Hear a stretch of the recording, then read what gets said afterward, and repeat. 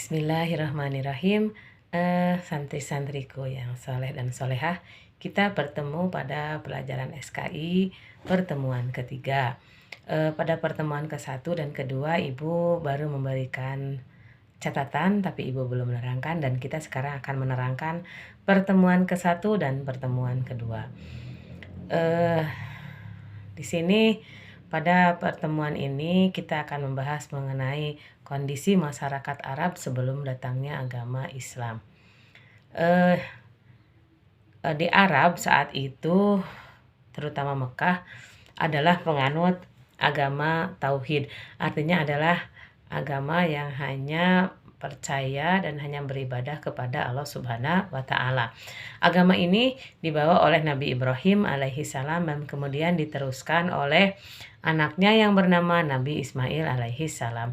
Peninggalan dari Nabi Ibrahim sampai sekarang masih ada dan kita laksanakan, diantaranya adalah ibadah haji, syariat berkurban, dan berkhitan untuk anak laki-laki.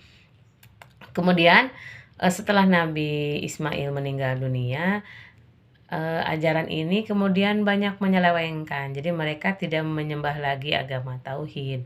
Nah, mereka akhirnya menyembah, salah satunya adalah menyembah berhala. Ada juga yang menyembah matahari, ada juga yang menyembah api. Nah, saat itu ada yang bernama Amir bin Lubai. Dia pergi ke daerah Syria dan dia melihat di daerah Syria ini banyak orang-orang yang beribadah kepada Tuhan, tetapi melalui perantara, yaitu mereka menyembah dulu berhala dan berharap berhala itu yang bisa menyampaikan doa-doa mereka kepada Tuhan.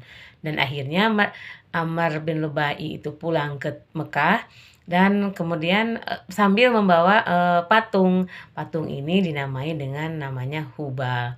Dan sejak saat itulah di Mekah banyak patung yang ditempel di Ka'bah.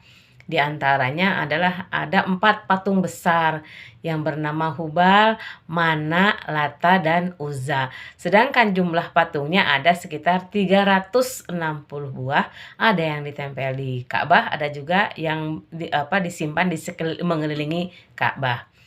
Lalu setelah itu mereka para pembesar itu berkata bahwa berhala-berhala itu upaya mereka mendekatkan diri kepada Tuhan. Jadi tidak langsung kepada Tuhan.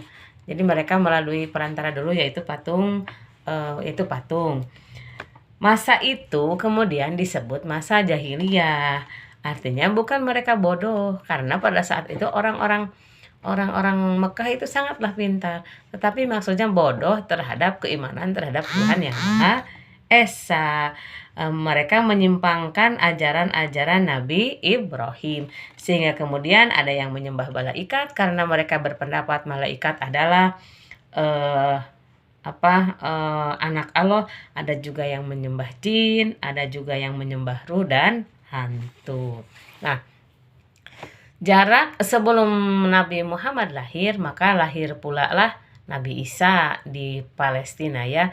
Jarak Nabi Isa ke Nabi Muhammad adalah 400 tahun. Sehingga kemudian banyak yang menyimpangkan ajaran Nabi Isa, sehingga ajaran Nasrani yang asli tidak sama dengan ajaran Kristen yang sekarang, karena Injil sekarang sudah banyak dirubah oleh kaumnya. Nah, apalagi ini ajaran Nabi Ibrahim yang jaraknya jauh lebih panjang dari Nabi Isa, banyak ditahrif atau banyak dirubah oleh kaumnya. Lalu kita akan beralih ke kondisi masyarakat Mekah sebelum datangnya Islam.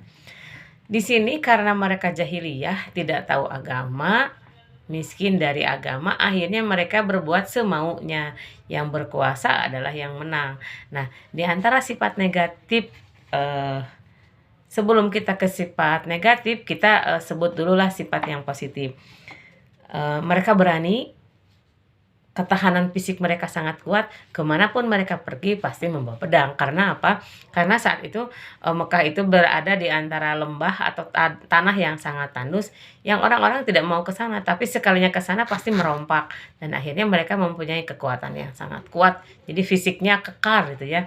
Lalu daya ingatnya sangat luar biasa, palalinter. Nah, saking pinternya orang Arab, orang Mekah, mereka tidak perlu untuk bisa belajar menulis dan tidak perlu mereka untuk membaca karena mereka sangat kuat.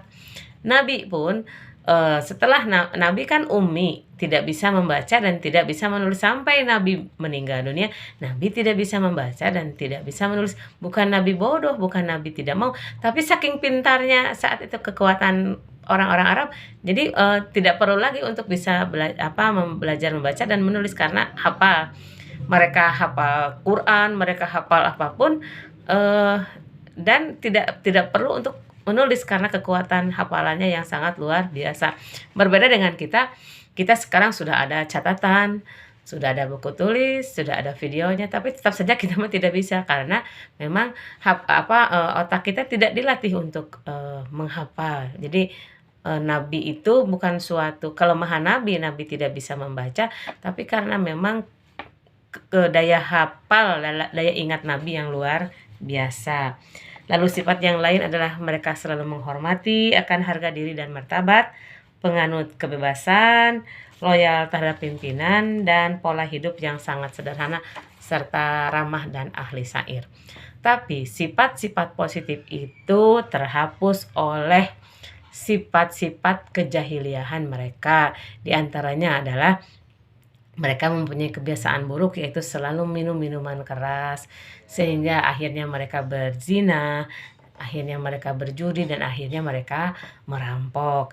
Mereka menempatkan perempuan sebagai harta atau benda yang bisa diperjualbelikan, sehingga mereka bisa menjual istrinya dengan seenaknya.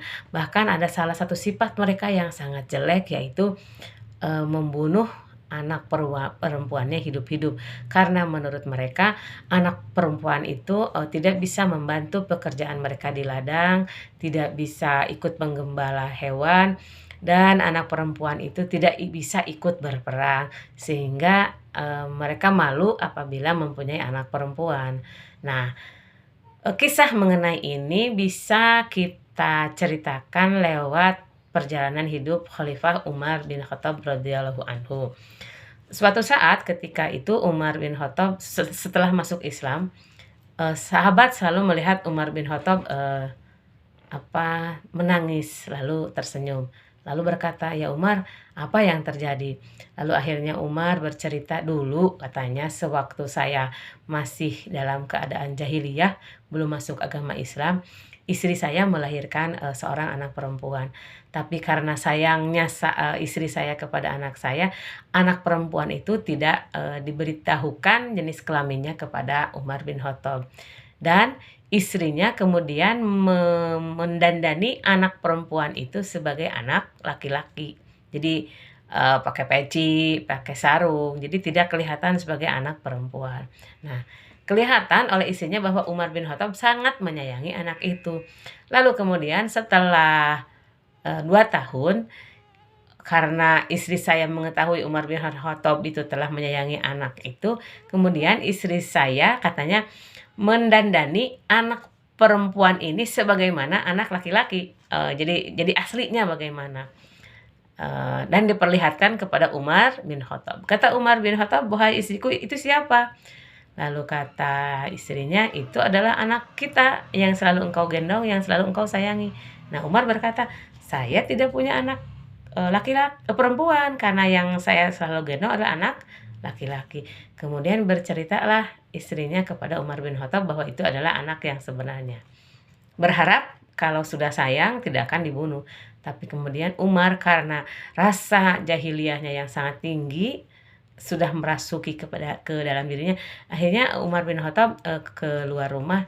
Tapi untuk apa? Untuk menggali sumur. Nah, setelah beres digali sumur, kemudian Umar bin Khattab saat itu mengajak anaknya bermain ke belakang rumah sambil membawa mainan.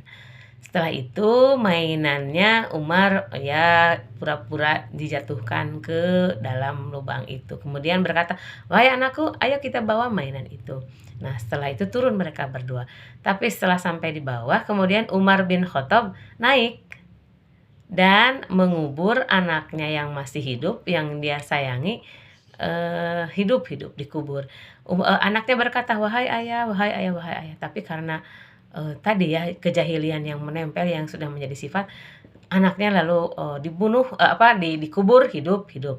Nah, katanya, "Saya menangis karena saya zaman jahiliyah begitu, anak perempuan, anak yang saya sayangi dikubur hidup-hidup karena jahiliyahnya." Tapi kemudian, "Engkau kenapa selalu tersenyum?" Saat itu katanya istri saya selalu membuatkan roti, yang roti itu dibentuk seperti patung. Pagi-pagi roti itu saya sembah dan siang hari roti itu saya makan. Nah, saya tersenyum karena kebodohan saya, katanya, "Kenapa Tuhan saya makan?" Eee, Barangkali itu penjelasan dari Ibu minggu ke-1 dan pertemuan kedua. Silakan kalau ada yang bertanya bisa japri ke Ibu. Mudah-mudahan kita berdoa selanjutnya supaya bisa secepatnya tatap muka. Alhamdulillahirabbil alamin. Untuk kolom kehadiran silakan mengisi di kolom kehadiran ya, di komentar kelas. Bagi yang tidak mengisi di komentar kelas, Ibu anggap tidak hadir. Itu saja yang bisa Ibu sampaikan. Alhamdulillahirabbil alamin.